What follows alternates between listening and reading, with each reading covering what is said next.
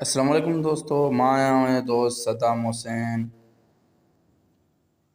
दुनिया में साइंस जी केतिरियूं ऐं कहिड़ियूं कहिड़ियूं ईजादूं थी रहियूं आहिनि जिन खे अव्हां ॾिसी करे न सिर्फ़ु हैरत में पइजी वेंदा आहियो, बल्कि उन जा फ़ाइदा असांजे रोज़ाने जी ज़िंदगी में इनकलाबी तब्दीलियूं आणे रहिया आहिनि। न्यूज़ीलैंड हाणे उहो पहिरियों मुल्क हूंदो जेको वायरलेस बिजली जो इस्तेमालु करण लाइ वञी रहियो आहे।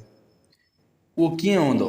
उन लाइ सभ खां पहिरियां कामयाबु तजुर्बो एयर पावर जो अॼु खां 120 साल अॻु निकोला टेस्ला कयो हो, जंहिंमें बिजली इलेक्ट्रोमैग्नेट लहरनि जी सूरत में हिकु जॻह खां ॿी जॻह मोकिले सघिजे थी। हिन नई टेक्नोलॉजी जी मदद सां रेक्टिना बीम जो इस्तेमालु करे उन इलेक्ट्रोमैग्नेट लहरनि खे बिजली में मुंतक़िल कयो वेंदो। हीअ बीम थंबनि जी सूरत में लॻाया वेंदा मुख़्तलिफ़ जॻहनि ते, जिन जे मथां हिकु मुरब जी शक्ल जो एलिमेंट लॻल हूंदो, जंहिं मां बिजली हिकु तरफ़ कई वेंदी।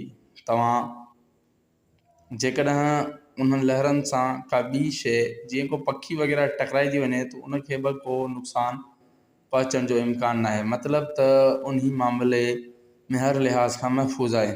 इन सिलसिले में हिकु टेक्नोलॉजी कंपनी एमरोड जो चवणु आहे त हू न्यूज़ीलैंड जे माण्हुनि खे हिन वायरलेस बिजली मुहैया कंदी, जंहिंजे करे अव्हांखे सभिनी खां तेज़ तरीन इंटरनेट सर्विस खपे जेका 5G जी सूरत में हाणे मौजूदु आहे।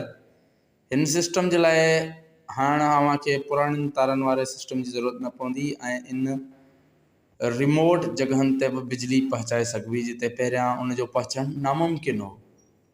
न्यूज़ीलैंड गवर्नमेंट जो ही बि चवणु आहे त हू उन टेक्नोलॉजी खे हाणे बाक़ी ॿियनि सभिनी बिजली ठाहिण वारनि टेक्नोलॉजी खे तरजीह ॾींदी, जंहिंमें हाइड्रो, सोलर या मिड पावर वग़ैरह शामिल आहिनि। बल्कि बाक़ी ॿियनि टेक्नोलॉजी जे अंदरि हू हाणे वधीक इन्वेस्टमेंट बंदि करे रहिया आहिनि, छो त बाक़ी टेक्नोलॉजी जी मेंटेनेंस ते तमामु घणो ख़र्चो ईंदो आहे। न्यूज़ीलैंड जी ॿी वॾी इलेक्ट्रिक कंपनी पावरको जो चवणु आहे त हू न्यूज़ीलैंड जी पहिरीं कंपनी हूंदी जेका हिन एमरोड टेक्नोलॉजी जो इस्तेमालु कंदी। उन प्रोजेक्ट जे लाइ फंडिंग न्यूज़ीलैंड जी गवर्नमेंट पाण मुहैया कंदी। दोस्तों, अगर असांजी वीडियो पसंद अचे तो वीडियो के लाइक कयो, चैनल के सब्सक्राइब कयो ऐं पंहिंजे दोस्तन सां पिण शेयर कयो। मिलंदासीं ॿी वीडियो में, ॾींदा इजाज़त। खुदा हाफ़िज़।